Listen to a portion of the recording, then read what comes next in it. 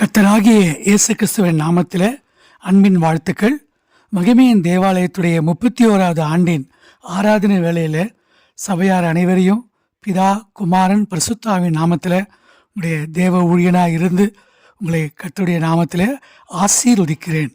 இந்த நாளிலும் 1 தெசலோனிக்கர் புஸ்தகம் 2ஆம் அதிகாரம் 19ஆம் வசனத்தில் பவுல் தன்னுடைய சபையாரை பார்த்து வாழ்த்துகிற அதே வசனத்தை உங்களுக்கும் வாழ்த்து செய்தியாக அனுப்பியிருக்கிறேன். எனக்கு அன்பான கர்த்தருடைய பிள்ளைகளே, வார்த்தை இப்படியாக சொல்கிறது: எங்களுக்கு நம்பிக்கையும் சந்தோஷமும் மகிழ்ச்சியும் கிரீடமும் ஆனவர்கள் யார்? நம்முடைய கர்த்தராகிய இயேசு கிறிஸ்து வரும்பொழுது அவருடைய சன்னிதானத்தில் நீங்கள் அல்லவோ அப்படி இருப்பீர்கள். ஆமேன். இந்த 31 ஆண்டுகளை நம்முடைய ஆலயம் முடித்து வந்திருக்குது. அது ஆண்டவருடைய மகா பெரிய கிருபை. இந்த கல்லின் மேல் சபையை கட்டுவேன் என்று சொன்ன கர்த்தர் ஒவ்வொரு பிள்ளைகள் மேலும் தேவன் தம்முடைய சபையை கட்டி எழுப்பியிருந்தார்.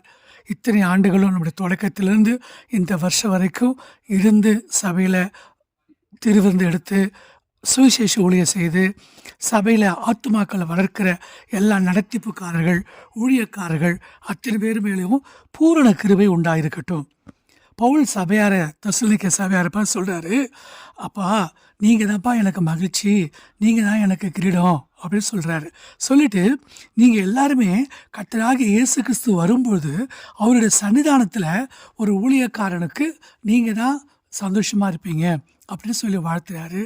இத்தனை வருஷம் நம்ம செய்த ஊழியத்தில் இங்கே இருக்கிற ஒவ்வொரு கர்த்தருடைய பிள்ளைகளும், ஏன் நம்ம சபையிலிருந்து புறப்பட்டு போன எல்லா தேவனுடைய பிள்ளைகளும் எங்கே இருந்தாலும் கர்த்தருடைய சன்னிதானத்தில் வந்து நிற்கிறப்ப அவங்க சந்தோஷமும் மகிழ்ச்சியும் கிரீடமுமாக இருக்கணும். அல்லேலூயா. காரணம் என்னென்னா, ஒவ்வொரு விசுவாசிகளையும் ஊழியக்காரர் ஊழியம் தொடங்கின நாள்லேருந்து அவங்களுக்கு சுவிசேஷத்தினால நான் பெற்றேன். பவுல் கொரிந்தியரில் 1 கொரிந்தியர் 4ஆம் அதிகாரம் 15ஆம் வசனத்தை சொல்லுவார்: ஒவ்வொருத்தங்களுக்கும் கிறிஸ்துவுக்குள் அநேக 16,000 உபாத்தியார்கள், அதாவது 16,000 டீச்சர்ஸ், வாத்தியார்கள் இருந்தால் கூட உங்களுக்கு தகப்பன்மார் அநேகர் இல்லையே. கிறிஸ்து இயேசுவுக்குள் சுவிசேஷத்தினால் நான் உங்களை பெற்றேன் அப்படின்னு சொல்கிறாரு. அப்போனா என்னுடைய சுவிசேஷ ஊழியத்தை உங்கள் ஒவ்வொருவரையும் பெற்றெடுக்கிற பாக்கியத்தை கர்த்தர் எனக்கு கொடுத்தார். அது மட்டும் இல்லை, உங்களை பெற்றெடுத்த பிறகு ஒரு விசுவாசிகளை கிறிஸ்துவுக்குள்ளே கொண்டு வர்றதுன்றது, சுவிசேஷத்தில் பெற்றெடுக்கிறதுன்றது அது ஒரு பயங்கர வழி. ஆனால் அந்த வழியை தாங்கி இத்தனை ஆண்டுகளும் ஓடி முடிக்க எனக்கு தேவன் கிருபை செய்தார். அது மட்டும் இல்லை, பல நேரங்களில் உங்களை பெற்று எடுத்த உடனே 1 தெசலோனிக்கர் 2:7 அவர் பவுல் சொல்லுவார்: உங்களிடத்தில் பட்சமாய் நடந்து கொண்டோம். ஒவ்வொரு விசுவாசிகளுடையும் இத்தனை ஆண்டுகளும் அன்பான சிரிச்ச முகத்தோட, எவ்வளோ போராட்டங்களுக்கு மத்தியிலையும் பிள்ளைகள் சூழ்ந்து போயிடுவாங்களே அப்படின்னு அவங்களுக்கு பட்சமாய் தாயானவள் பால் கொடுப்பது போல கர்த்தருடைய வசனத்தை பட்சமாக வசனங்களை கொடுத்து, கலங்கமில்லாத ஞானப்பாலை கொடுத்து ஒவ்வொருவரையும் வளர்க்க தேவன் எனக்கு கிருபை செய்தார். சில நேரங்களில் தகப்பனை போல் உங்களுக்கு ஒரு எச்சரிப்பு, கண்டிப்பு, ஒழுங்குகள், ஏன்னா அதுவும் முக்கியம் இல்லைப்பா. ஒரு ஆவிக்குரிய தகப்பன் இன்றைக்கி இருந்தால் தான் விசுவாசிகள் நல்ல முறையில் வளர முடியும். உலகம் எங்கே நான் ஊழியத்துக்கு போகிறேன், அநேகரை பார்க்குறேன், அநேகருக்கு ஆவிக்குரிய தகப்பன் இல்லை. ஆவிக்குரிய வாழ்க்கையில் அவர்கள்லாம் அனாதைகளாக இருக்கிறாங்க. அவங்கள யாரும் இவர் தான் எனக்கு தகப்பன், நான் அவருடைய பிள்ளை அப்படின்னு ஆவிக்குரிய வாழ்க்கையில் ஸ்பிரிச்சுவல் ஃபாதர்ஸ் அது இருந்தால் தான் ஒவ்வொரு விசுவாசிகளும் எத்தனை வயசுலேயும் அவங்க இருந்து வளர முடியும். இப்போ எனக்கெல்லாம் 40 வருஷம் ஆவிக்குரிய வாழ்க்கை. ஆனாலும் எனக்கு இன்றைக்கும் எபிரேயர் அதிசயம் ஐயா, அப்புறம் பால் டேவிட் அண்ணன், இன்னும் நிறைய ஊழியக்காரங்க இருக்காங்க. அவங்கெல்லாம் ஒவ்வொரு வாரமும் எனக்கு ஆலோசனைகளை சொல்லி, இப்படி நடக்கணும், இப்படி இருக்கணும், இப்படி செல்லணும் அப்படின்னு நிறைய, நம்ம ஆவிக்குரிய தாய் மாதிரி அநேகருடைய பெயர்களை சொன்னால் அவங்க தப்பாக நினைப்பாங்க. ஆனால் அநேக தாய்களையும் எனக்கு கற்றுக் கொடுத்துருக்காரு.